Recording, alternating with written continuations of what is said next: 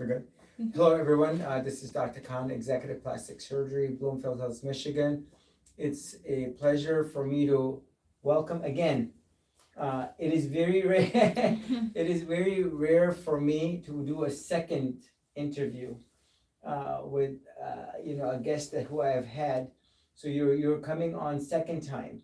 This time we did one almost 8 or 10 weeks after your first after your surgery that you had in April, right? And now we're doing a second Facebook Live with you.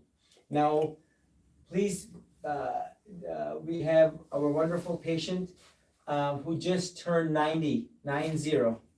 And so she had her surgery at age 89 earlier in the year. And so this is where we have, specifically the 14th of April, 2025. And so we did a Facebook Live a couple of months after, and now we're doing another one now, almost April, May, June, July, August, September, October, November, 7 months later. 7 months later. Now, and we have the wonderful daughter. She's been there literally every day, every second, corresponding back and forth from the first day that we met and talked. Now, let me ask you this, can we kind of recap? So for anyone who's listening, I want you to please go ahead and see the Facebook Live that we did from the hospital itself, so that you can see the intensity of the surgery, why I even did the surgery. The anesthesiologist that day was even looking at me kind of like, are you sure you want to operate on someone 89? And I said, she meets criteria. No one should live in pain. And pain was and you had a very, I used the word impressive exam, which was worsening. And this is where when you came to me, yourself had decided that you wanted to do the surgery. So go back and please look at that Facebook Live so that you can hear not only from the Facebook Live we did at the hospital, but also the Facebook Live we did sitting together, the three of us. So this is our second meeting so that we can share and learn from you, because we have the couple months after and now 7 months after progress report, if you will. Now, let me ask you this. When was your birthday, your 90th birthday? My 90th birthday was October 7th, 2025. Wow. How did you celebrate? Well, we did celebrate. It was a small celebration. Yeah. My son and his wife drove in from Virginia, and we had dinner at my favorite restaurant, Rocky's in Northville. In case anybody wants to try it, it's wonderful. And we also had the youngest daughter of my partner for 22 years. Her and her husband and their daughter, one of their kids, were with us. And we had, it was lovely. And when we got through at Rocky's, we came back to my house and chitty-chatted for a while. Now that was one celebration. The following Sunday, one of my partner's grandchildren, who is a hunter. She loves to hunt. She hunts turkey, she hunts deer.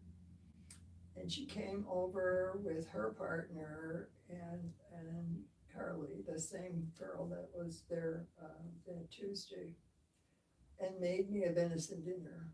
The whole thing. I mean, it wasn't just the meat, it was the veggies and the potatoes, and everything was wonderful. It was really, really good. We had a good time. And I gave away a lot of my jewelry to those girls that night. I wear very little jewelry anymore. It's kind of a pain to draping yourself. Shit. Okay, now we want to hear from you. Like, how were you feeling before the surgery, and now 7 months out, how do you feel now? Well, I'll be honest, Doc. I'm sure you want me to be honest. Please speak your mind. just for everyone, this is not rehearsed, this is like on the spot.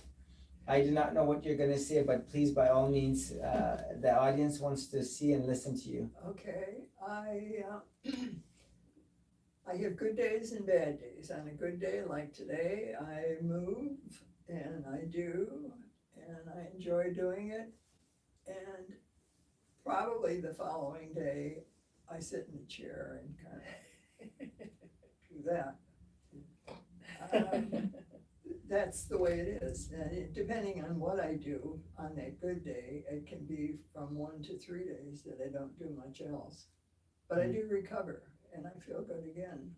Good. And part of the reason I think is I'm not much of an exerciser. Mhm. I know that I should be doing it and try to do it, but because I'm 90, I don't move that fast anymore. You know what I mean? I still maintain my own household, and so there's a lot of responsibilities there. Fortunately, I have Colleen that makes it possible. Otherwise, I don't believe, I toy with the idea of, having to go to a old folks home. Mm. But I don't really like that possibility. I like where I am, and I just don't wanna do it. Maybe I will have to. No, I will tell you, we are inspired for you that you're telling us to exercise as well. And myself, the first person, someone just asked me jokingly, what is my hobby? And I told them running. From one hospital to the other.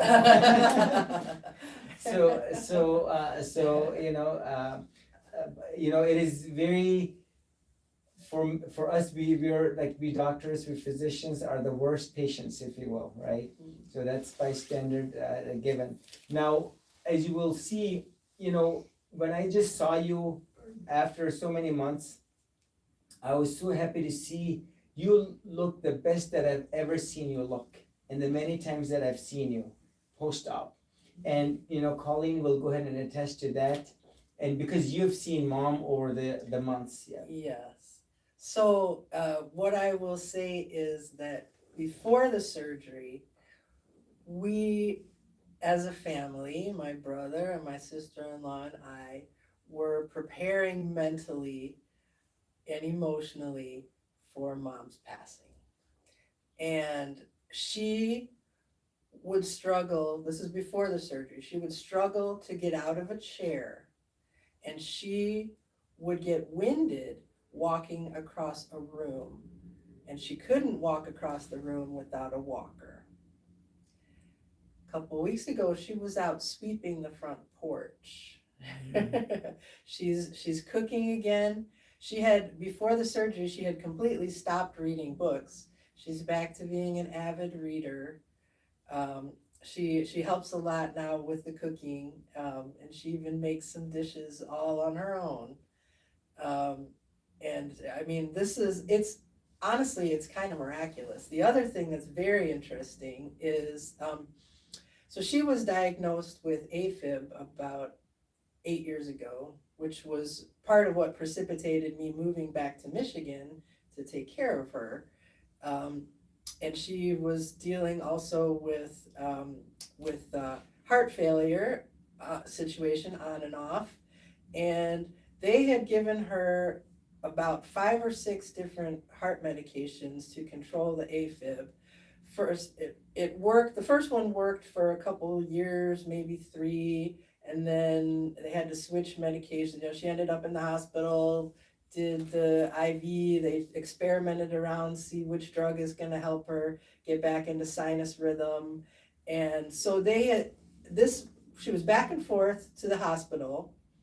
1 year she was in the hospital 5 times, and they kept switching the medication, and then the last 2 or 3 heart meds they were giving her were not able to control her AFib and get her back in sinus rhythm. But the last time we went to the cardiologist post-surgery with Dr. Khan, her heart is back in sinus rhythm, and they reduced her heart medication. She at one point she was having to take 3 different medications for her heart, Now she's down to 1, and they reduced it down to like 100 milligrams a day. So my mind was blown. I mean, I would have never connected the situation with her implants to her heart condition, and maybe they're not connected, but it's very interesting that this has all happened since the surgery. So We're delighted. this is a very important point that you mentioned. We do not know what is what,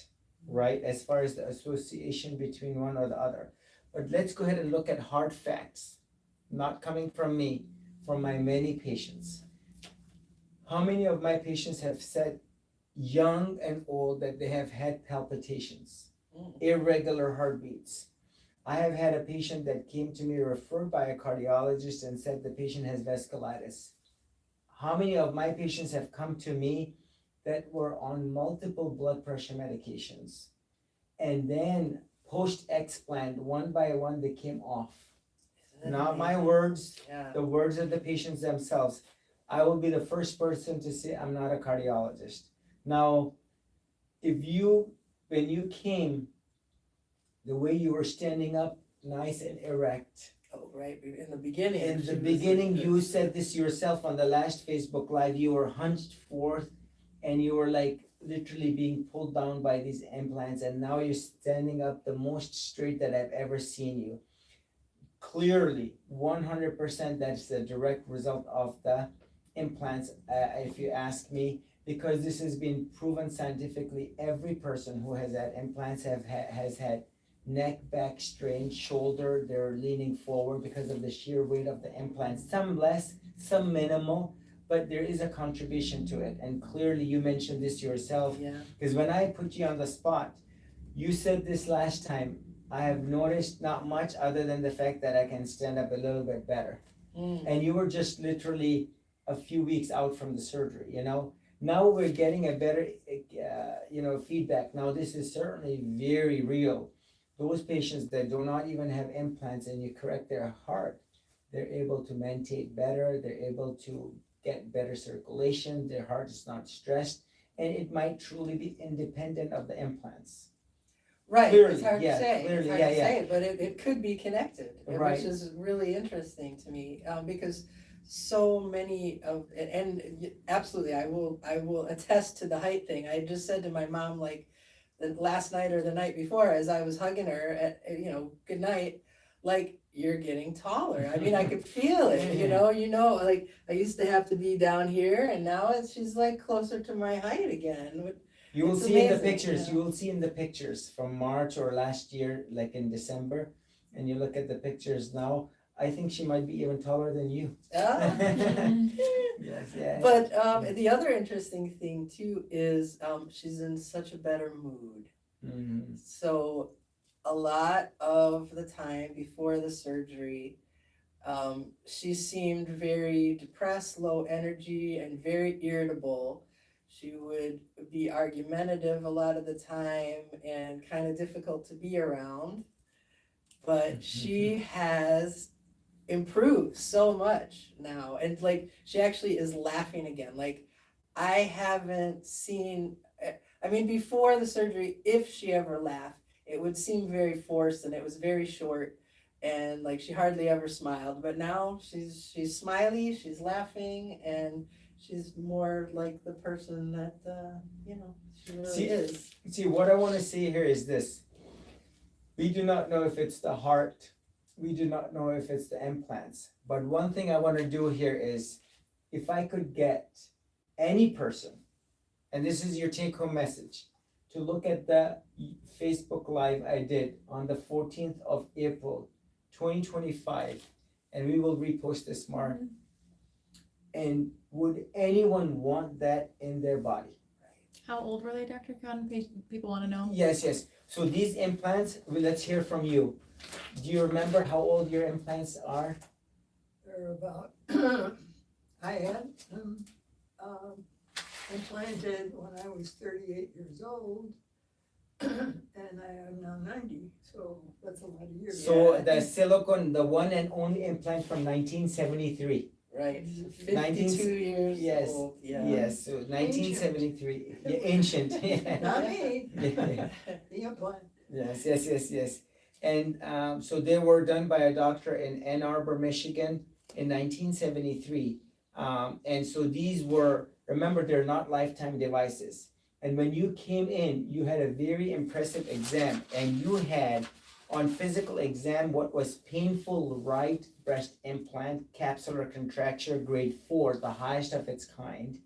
And you had grade 3 capsular contracture on the left side.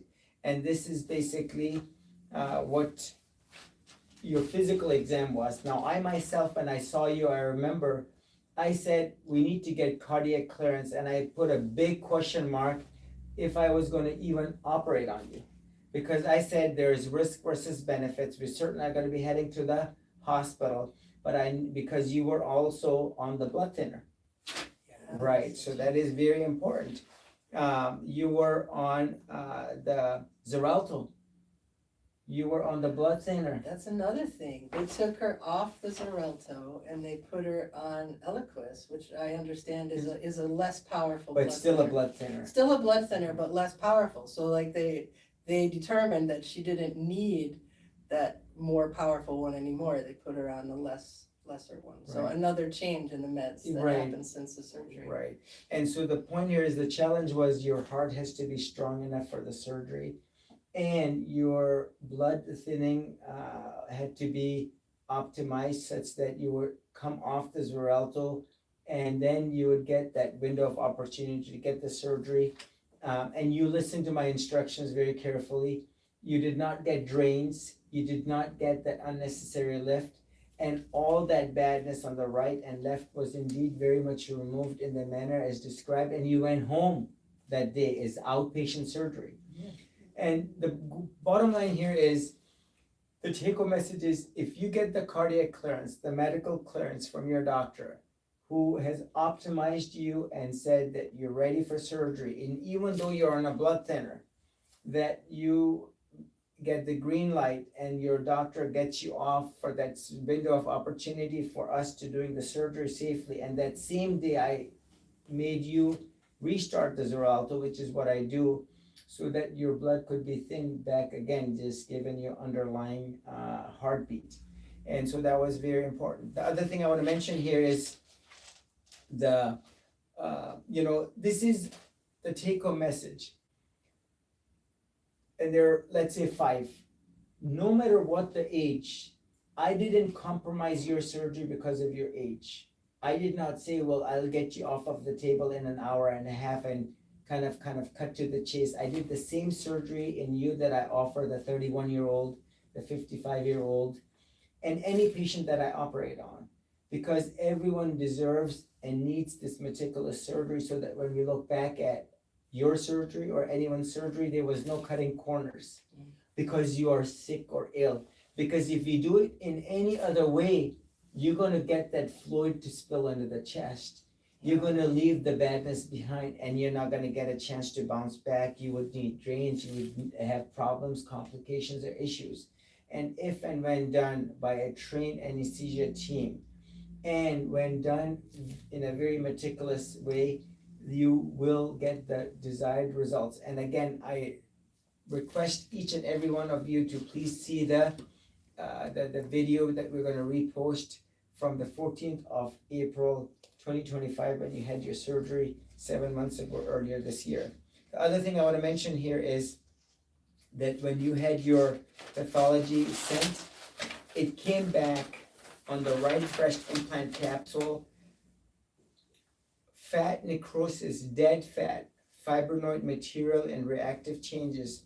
On the left breast implant capsule, it says there was fat necrosis, dystrophic calcification, and reactive changes, and there was no malignancy, and it was completely removed.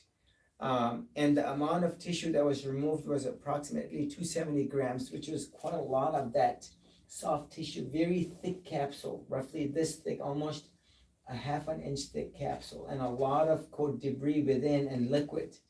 And it was all contained, done in the manner that we do with all of our patients, so that when we look back at it on the surgery day, all the badness was removed and all of it was tested. So we know and we knew what it was and what it was not. And so that goes into showing you, number one, there is no compromise because of the comorbidity. Someone says, oh, the patient's too old, the patient's too sick. No, if you are sick, you get the same surgery but done at the hospital. Just a few surgeries, patient had severe COPD, done at the hospital. Another patient had subglottic stenosis where it was narrowing of the trachea, done at the hospital. The patient has an 800 cc ruptured implant, and she has underlying basically a lot of heart irregularities like stent from like 10 years ago, done at the hospital, so that she gets the best treatment that she can. Another patient with a high BMI of 42, done at the hospital because the patients have obstructive sleep apnea. And so the surgery can absolutely be done, and if needed, the hospital is there to provide any care and attention, and they're very well equipped. The second thing is, you got to see the high definition pictures and videos of your chest wall. That's very important to show that the entirety of the implant capsule was removed. Number three, you got all of that capsular tissue sent to pathology, so we know what it was and what it was not, and we ruled out the breast cancer, right? So very important. The fourth thing I want to say here is, you listen to my instructions. I have to say, whenever I said something, you followed it, you made it happen, you took time out of your schedule, you worked around your schedule. You and I were always talking, you were there making sure that mom would follow everything, do everything. You were a fall hazard, you were like, are you gonna take your meds? And I told you, take a 2 weeks off, whatever length of time, just to make sure that you would be there 24/7 right next to mom, because we don't want mom to be alone. You were there directly, and so this is that family support that becomes critical, so that when you get the surgery, you get that personal care and attention that everyone deserves. And I got it. Yes. I just want to mention, and I was telling, I talked to a nice patient from the New York area, and there was this very nice patient, 83 years of age, and she had what was a ruptured implant and a lot of hurt from the implant. And she said she saw your Facebook Live from the first one that the three of us did, and you had inspired her to say that she's healthy and she needs that same very old implant removed so that she could benefit from the explant in this similar fashion that you did. And I want to thank you. You drove an hour to come here to us, and that's a lot of, I use the word effort on your end, but your words versus everyone else. No one should and live with those implants that are 52 years old, because they were hurting you, they were harming you, clearly, as you will see when you see the video. Well, I didn't realize it for a long time that, something was up. The first thing I noticed was how hard the right one was. Yeah. And I thought, oh dear, It was like a rock, it was like a rock. and with the fluid inside, and the right one was so enlarged and shiny, like it was wanting to burst. Right. And that's the only thing that's why it motivated me to say no one should live like this, and that's why we need to go and take care of this. There was another lady, I remember, 76 years of age. She called me from Florida, and she had Alzheimer's.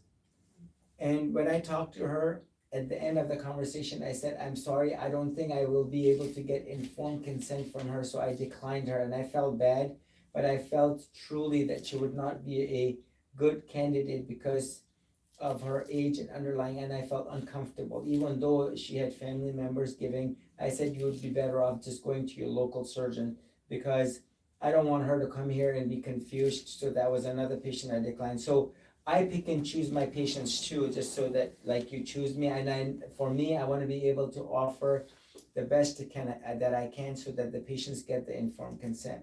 Now, overall, I just want to summarize from my patients. Yes, this might be a cardiac issue where you're breathing better, you're much more physical. But as you will see, those implants, absolutely, with the pain on the right and the hard like a rock, no one should have to live like that. Breast implants are not lifetime devices. They do not last in the body forever. And you were 4 decades past Well, at the time, there was no mention made of, after 10 years, you have to have the surgery Yes, again. yes. I don't think they were doing it. in So I will tell you, yeah, 1973. so if I talk to 1,000 patients and I tell them, do you know they're not lifetime devices? Well, over 90% of the patients, at least that I have talked to, state to me that this is news to them. They did not know, just like you said. And they're basically, this is again, the problem here is the patients truly do not get that informed consent. They do not know what they're signing up for. And this is why that black box warning came about by the FDA. This is why a lot of patients are now discussing and seeing what it really means, despite the local plastic surgeons saying that they're the best things that ever happened to women. I'm not making this up. Right now, the 6th generation Motiva implant is flying off the market, and these young ladies and old and the middle-aged nice ladies, they have no clue what they're signing up for, and this is a big shame that just like you, they did not know that they needed to be removed. Had you not had that swelling and that pain, you would not have come to me. No, I wouldn't. Yeah, because you did not come and seek attention for the last 4 decades after the 10 years that you had them. If anyone again sees that video from the 14th, you will see for yourself. And the point here is the surgery absolutely can be done safely when planned out thoughtfully, systematically, and you have that care and attention from your plastic surgeon. Now, anything you want to add, share with anyone from what you know? Well, there is one thing. When I talk to young women and the conversation comes around to getting implants, I strongly advise them, instead, get yourself a padded bra. You don't want to go through what I've gone through. And if I had it to do over again, I wouldn't have done it. Wouldn't have gotten the implants in the first Wouldn't place. have gotten the Why? implants. Why? Well, knowing what I know, Yeah. how dangerous they were, and what a mess, a physical wreck that I became because they were ruptured. Mm, I mean, I was not myself. right. I was You were not yourself. Yeah, that's for sure. Yeah, Yeah. sickly. So you're my oldest patient. And I have the youngest one that I operated on was 22. Oh, And as you will see, well over 90% of my patients, they improve, they benefit, and they have a better quality of life, healthier quality of life. And this is where, do your homework. I say this to you, don't listen to me, listen to the patients. They almost always say 2 things, and you said one. They wish they had never gotten implants, and they wish that they had removed them sooner. Mm. Yeah. So, yeah, it took Mom a while to come around to making the decision to get them out, because she was dealing with so many other health issues. But if we had recognized at the time that that some of those health issues might have been connected to the implants, she might have addressed it sooner. But I mean, I'm just glad that we persisted, because we had to jump through a lot of hoops. As Dr. Khan mentioned, we had to get clearance from Mom's cardiologist and from her primary care doctor. Yeah. So we were running back and forth from doctor to doctor, from testing facility to testing facility. Had to jump through a lot of hoops to get that done. But I'm glad we were able to do that for Mom, and the fact that she's doing so much better now feels miraculous. well, and the other thing, of course, was who was going to do this surgery? What medical specialty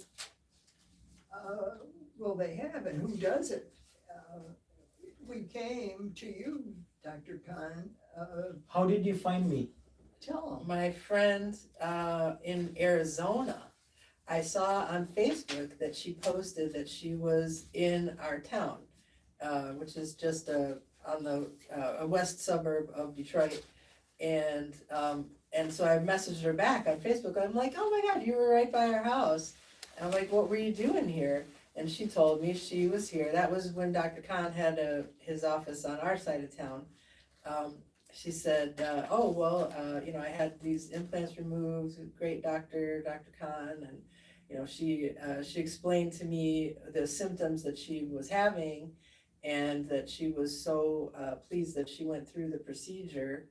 And so I made a mental note, and from that time, it was probably at least 3 or 4 years then before, I had a couple of conversations with Mom about it, and because she was already complaining about the swelling and the pain and the hardness of the implants. And I want to say from the time we first talked about it till the time she was ready to do it was probably about 2 years. And it was like I say, she had to deal with a lot of other health issues that she put first, and rightly so, I'm sure. But yeah, it's definitely a good thing that she. Well, we wanna make a point that Dr. Khan did her surgery. Yeah. Oh, right. So yes. So that's how I found you, and Mom had been to a consultation with a different surgeon, someone that was recommended by one of her doctors, and that surgeon refused to do Mom's surgery. He didn't even really want to talk about it, and so I had mentioned again about you, and I think at that point Mom was more receptive to it, and I showed her some of your videos, and yeah, it just she started thinking more about it and started thinking maybe this is a realistic possibility, and so then I think the first contact with you was by phone, if I remember right, and then. Yeah, then we came to see you, and Mom felt very confident. Like she just had a very a good feeling about you being the right person to do this for her. So after that first visit, she decided pretty quickly that she wanted to move forward. You were in so much pain, I remember. And I said, why do you want to do this? And you said it's the pain. And the heart like a rock, what you mentioned. So, no, thank you very much for coming forth. The one thing that you mentioned is extremely important, which is you saw the videos by word of mouth, and this is where the word of mouth is key. I just came back from California at 13 hours ago. I was on a plane. I took the red-eye flight. Oh my goodness, have you been awake since then? Yeah.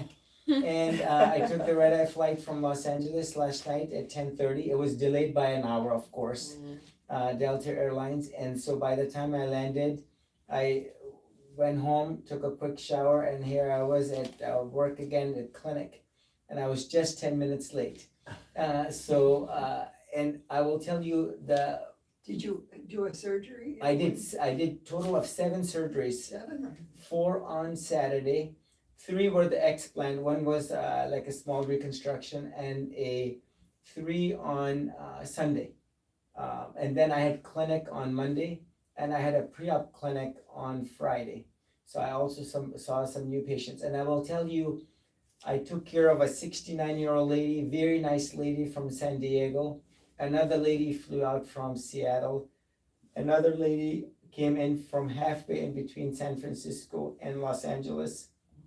And another lady from San Diego as well. And they were so well read.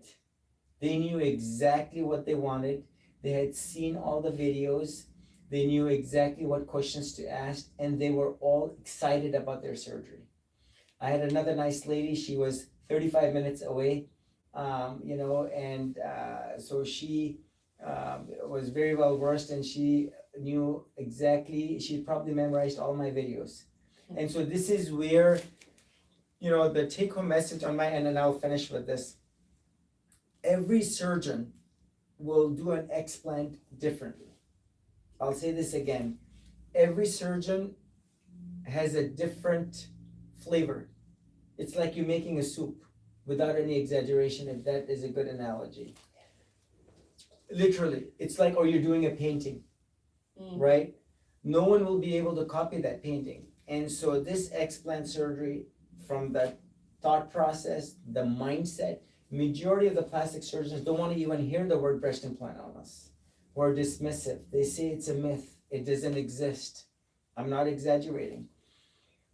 Majority of the surgeons believe that the capsule does not need to be removed. Majority of the plastic surgeons are fixated in doing a lift and putting drains in. And they say if the capsule gets left behind, so what? We will Wow. put drains and we'll do a washout. If And- you see those capsules on the video from April 14th, it'll blow your mind. And thinking about keeping that inside of her body, like, no. So I mean, I can only imagine the amount of work to get those capsules out, and the fine detail that you have to do. One of the other doctors that has seen my mom this year since the surgery was extremely impressed with the work that she did. But yeah, it's I can only imagine the amount of work to get those capsules out and so cleanly. Blood loss was minimal, 10 cc's, and from your surgery.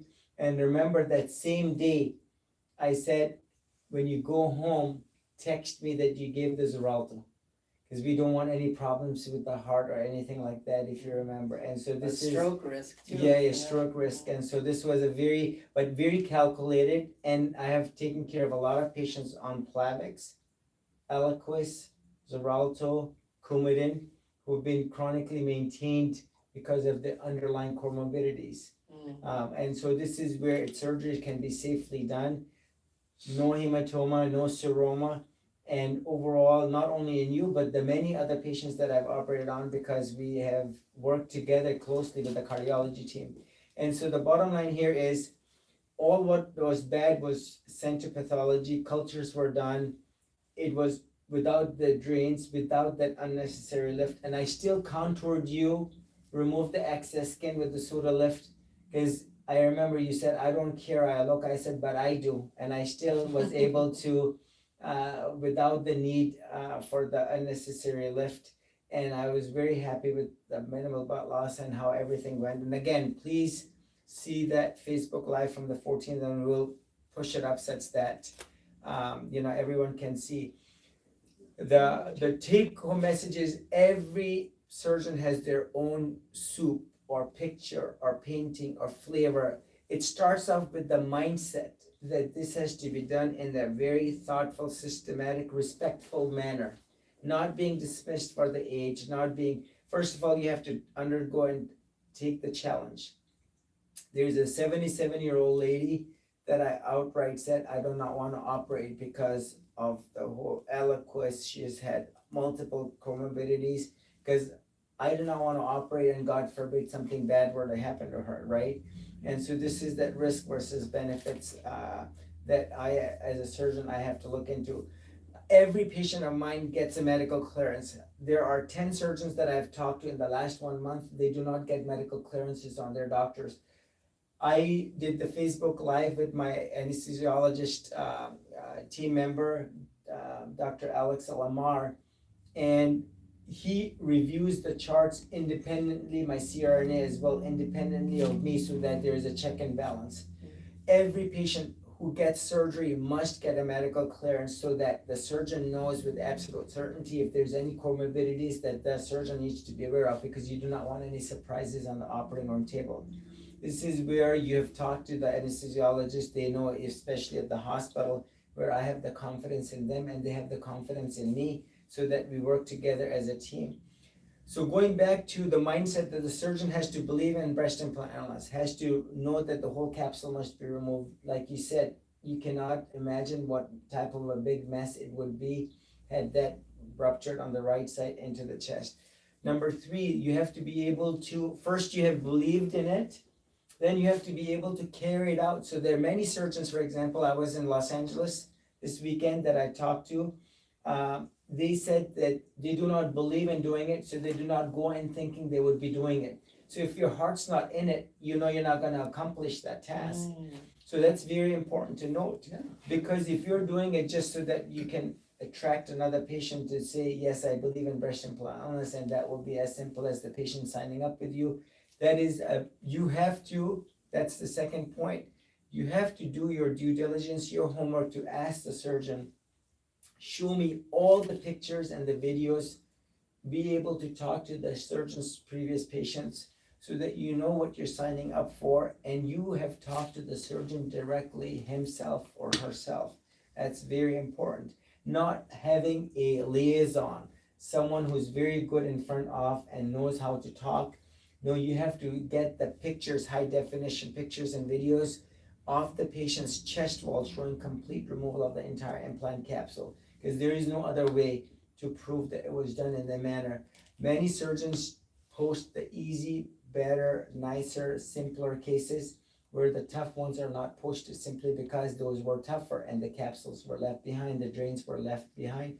And the bottom line here is it needs to be done in a very thoughtful, systematic way such that when you look back at it, I could not have done your surgery any better. And 20 years from now, I cannot imagine anyone else doing the surgery any differently or any better, because it was done in the manner as described, leaving behind all good, healthy, viable tissue and removing all what was bad and testing all what was bad so that we don't have any surprises awaiting us. Now, I will let you finish and then please, you get the last word. Alright. Oh, well, I just wanna thank you again, Dr. Khan. You were always very communicative and responsive. You always thoroughly answered all of our questions. And I know for myself, I felt very comfortable with the whole process and that we were in good hands the whole time, so thank you. You know, I will say this, we're all in God's hands. Yeah, so go ahead. Well, looking back on things, I wouldn't have had them put in, number one. Like I said to the young girls now, just get a padded bra. It's vanity, I think, that motivates most of us, women are surrounded by other women who have, sometimes enormous breasts, and we got work down there and there's nothing there. It's kind of, the ego suffers because of that. That's what I think motivates most women to do that. They want to look like real women. I got tired of getting lost in the boys' locker room, So, but it's really and truly a health issue. And if you value your life and your health, you will think long and hard before you decide to do something that, foolish. So there.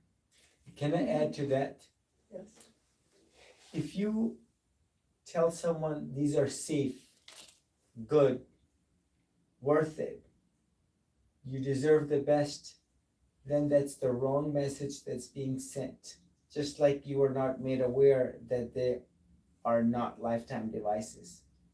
So you were ill-informed, misinformed, and the way they were quote unquote sold to you was that you deserve the best and your body deserves the best and these are worth it. So I will tell you and each and every single one, when you tell the patient that this is breast implant, certain labeling recommendations to improve patient communication, guidance for industry and Food and Drug Administration staff. It should say guidance for patients. And it says September 29, 2020, issued by the FDA. If you or any patient who heard, I did not write this, and heard about the boxed warning, and it says over here, number one, breast implants are not considered lifetime devices, and I'm reading, quote, This is the black box warning. Breast implants are not considered lifetime devices. The longer the people have them, the greater the chances are that they will develop complications, some of which will require more surgery. Breast implants have been associated with the development of the cancer of the immune system called breast implant and breast implant associated anaplastic large cell lymphoma, BIALCL. This cancer occurs more commonly in patients with textured breast implants than smooth implants, although rates are not well defined. Some patients have died from BIALCL. Patients receiving breast implants have reported a variety of systemic symptoms such as joint pain, muscle aches, confusion, chronic fatigue, autoimmune diseases, and others. Individual patient risk for developing these symptoms has not been well established. Some patients report complete resolution of symptoms when the implants are removed without replacement. So they acknowledge the systemic symptoms such as joint pain, muscle ache, confusion. This is the breast implant unless it exists, and there's complete resolution when the implants are removed. Also, if you will, it says here risks of breast implant surgery.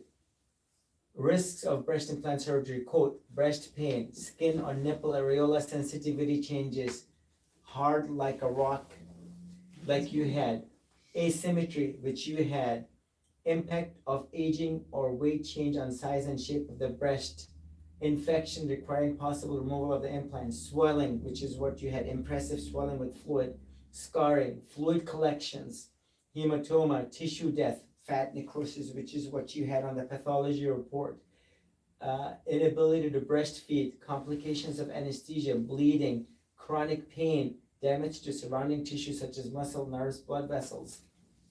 And they want you to initialize down here. Next page, page 14. I understand the long-term risk for breast implants may include painful or tightening of scar tissue capsule around my implant, which is capsular contracture, what you had, rupture or leaking of the implant, what you had, wrinkling of the implant, visibility of the implant, what you had, shifting of the implant, need for reoperation. And had the patients being informed that this is true, who would, in their right frame of mind, sign up for something like this? And that's the take-home message. They should, this is the ultimate sarcasm, by the way, right here. It says over here, physician, I acknowledge that I have discussed, they should write down, I acknowledge that I have not discussed the benefits and risks of the implants as described elsewhere in the patient information booklet. Because that's what essentially they're doing. They're not telling people? No, but I'm being sarcastic, I'm changing it around. Mhm. It says over here, physician, I acknowledge that I have discussed the benefits and risk of the breast implants as described elsewhere in the patient information booklet brochure and in this checklist. They're not saying it. They themselves are not, they're being sold as. They just hand them They this? they don't even hand them because majority of the patients do not even know what they're signing up for. This is the FDA guiding the industry, guidance for industry. You would think that the patients would be getting this. Yeah. But they're not. And the point here is, when you got them, you felt lucky that you got something that's gonna help you and you're gonna benefit. And that the patient who got an augmentation today in California or in Texas or New York or in Michigan, they feel like they got something safe put in them. They do not know that all of this still applies to them, even with the newer 6th generation implants, for example. So you were led to believe that they're safe. And so I tell my patients, do not beat yourself up because it's not your problem. The problem is with the system that's telling you that they're safe, because they're not sharing this information with you, because it comes as the news to the vast majority of the people, well over 90%, that they're not getting the true informed consent. That's amazing. Because if they did, no one in their right frame of mind would sign up for something like this. Indeed.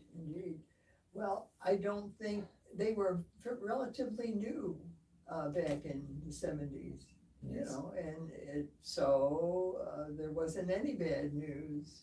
Yeah, there wasn't enough data to show, what was gonna be the long-term outcome back then. So we poor souls are the living statistic. Yeah, luckily I never did it. So, Do no harm.